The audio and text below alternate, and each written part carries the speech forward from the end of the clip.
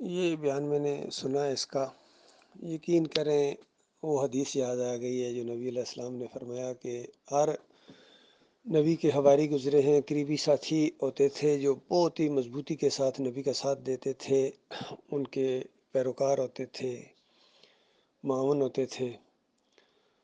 اور نبی کے مرنے کے بعد بھی وہ پوری طرح پکے جمے رہے اسی دین کے اوپر۔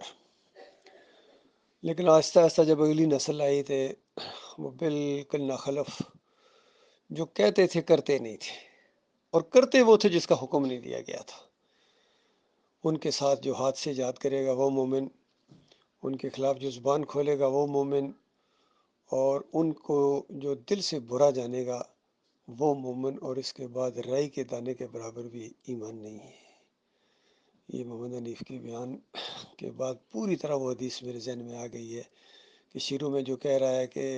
اللہ نے ایمان کی نعمت سے نوازا، اب ہمیں شرک اور کفر اور طاغوت سے جو ہے وہ گویا نفرت ہے اور بیزاری ہے، کوئی تعلق وہ کاش تو ایسا کرتا پھر تیرے جیسا کون ہوتا۔ اور کہتا ہے کہ شرک نہیں کرنا ہے، اور شرک تو نے تو داخل کیا ہے، سجدہ تعظیمی کا شرک اس جماعت کے اندر داخل کر کے پھر کہتے ہو ہم شرک سے بیزار ہیں، طاغوت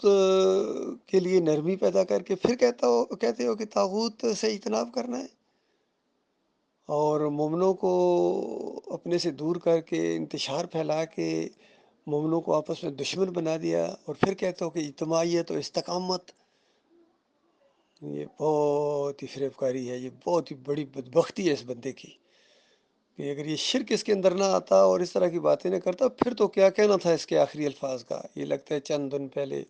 اس کے آخری الفاظ ہیں، آخری دن تک یہ اپنے اس باطل موقف کے اوپر ڈٹا رہا ہے بندہ، اور اس کو ذرا حیا نہیں آئی ہے کس طرح شرک اور کفر پھیلا کے اس کی نشاندہی بھی کی تھی، پھر بھی آخری دم تک کہتا ہے شرک نہیں کرنا۔ یہ ایسی بات ہے جس طرح طاہر القادری کہے کہ دیکھو شرک نہیں کرنا ہے، اور خادم حسین رضوی کہے کہ نبی علیہ السلام کی پیروی کرنی ہے، دیکھنا کسی اور کی بات نہیں ماننی ہے۔ تو کیا ان کی باتوں کا وزن ہے ہمارے نزدیک؟ تو یہ اس کی بہت بڑی بدبختی رہی ہے، آخری دم تک یہ شرک کے ساتھ چمٹا رہا۔ اس کو بڑا موقع ملا تھا، اس کو 7-8 سال اس کو یہ آخری جب اس کے اندر شرک آیا تو یہ سمجھایا، لیکن یہ انا کا مسئلہ اس نے بنا لیا اور اسی شرک اور کفر کے اوپر مر گیا، اور اپنے پیچھے بھی ایسے ہی لوگ چھوڑ کے مرا ہے جو فریب کار ہیں، ایک سے ایک بڑھ کر فریب کار، ایک سے ایک فریب کار ہے۔ اور ابھی جو آج ان کی میٹنگ ہوئی ہے اس محمد حنیف کے مرنے کے یہ تیسرے دن، اس میں بھی سارے ان مرکزی شورا نے اس کے لیے جنت الفردوس میں اعلیٰ مقام کی دعائیں مانگی ہیں، اور اللہ فرمائے ما کان للنبی والذین آمنوا ان یستغفروا للمشرکین، کہ کسی نبی کا یہ کام نہیں ہے، کسی مومن کا یہ کام نہیں ہے کہ وہ شرک کرنے والوں کے لیے اتنی بات کہہ دے کہ یا اللہ اس کو معاف کر دے۔ جنت کے بلند درجات تو اس وقت ہوں گا نا، جنت پہنچو گے تو ہوں گے نا، اس کی خوشبو سے بھی محروم رکھے جاؤ گے اللہ کے دین کو پکڑنے والے، شرک اور کفر کرنے اور کرانے والے ان کے لیے، اور اللہ کے مخلص بندوں سے بغض رکھنے والے یہ جنت کی خوشبو بھی نہیں پائیں گے۔ اور پھر ڈاکٹر عبداللہ کو انہوں نے اپنا امیر بنانے کے بعد پھر دعا مانگی کہ ان کو اللہ تعالیٰ محمد حنیف کے نقش قدم پر چلنے کی توفیق عطا فرمائے، دین کا کام اس طرح کریں جس طرح محمد حنیف نے کیا تھا، یعنی جس طرح محمد حنیف نے فریب کاری کی اور لوگوں کے ساتھ دھوکہ کیا اور فراڈ کیا، اللہ کے ساتھ دھوکہ، دین کے ساتھ دھوکہ، اپنی جان کے ساتھ اس نے دھوکہ کیا۔ کس قدر ظلم ہے، شرک اور کفر کرنے کے بعد پھر کہتا ہے کہ شرک سے بچنا ہے، شرک سے بچنا ہے۔ اس چکروں میں آ گئے یہ سادہ لوگ، اندھے مقلدین، کہ یہ تو شرک کے خلاف ہے، شرک کرا کے سجدہ تعظیمی کا شرک اس نے ایجاد کیا ہے۔ پھر کہتا ہے عیسیٰ علیہ السلام کو اللہ تعالیٰ نے اپنی ایک صفت دے دی، پھر کہتا ہے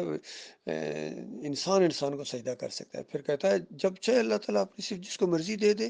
یہ سارے کفر بکنے کے بعد پھر اس کے منہ پر یہ بات اچھی لگتی ہے، کوئی مومن اس کو پہچان سکتا ہے، یہ مشرک نہیں پہچان سکتا۔ یہ دوگلے اور یہ منافق قسم کے لوگ جو پیچھے چھوڑ کے گیا، پوری ٹیم اپنی جماعت چھوڑ کے گیا ہے، اور قیامت تک یہ کفر شرک پھیلاتے رہیں گے اور اس کا وبال اس کے اوپر چڑھتا رہے گا۔ اور حدیث میں آتا ہے جب کسی مرنے والے جو یعنی کافر مشرک ہو یا برا آدمی ہو، اور اس کے مرنے کے بعد اگر کوئی اس بندے کی تعریف کرے، یعنی بڑا اچھا آدمی سا، اگر اس طرح کی بات کہہ دے، ادھر مار پڑتی ہے، فرشتوں میں مارتے اس کی، کہتے ہیں اچھا تو اچھا آدمی تھا۔ تو اس انداز سے تو جب یہ اس کی تعریفیں کرتے ہوں گے، اس کے لیے جنت کی دعائیں مانگتے ہوں گے کہ دینی بڑی خدمت کی ہے، تو مار پڑتی ہوگی اس کو، محمد حنیف کو وہاں، کہ اچھا تو نے دین کی خدمت کی تھی کہ شرک پھیلا کے آئے ہو؟ یہ ہونے والا ہے۔ کاش ان کو پتہ چل جائے، وہ چیختا ہوگا کہ ظالموں بند کرو، تمہاری اس تعریف کرنے کی وجہ سے مجھے اور مار پڑتی ہے۔ بہرحال ان کا بھی ٹھکانہ ادھر ہی ہے، ایک ہی جگہ جائیں گے یہ سارے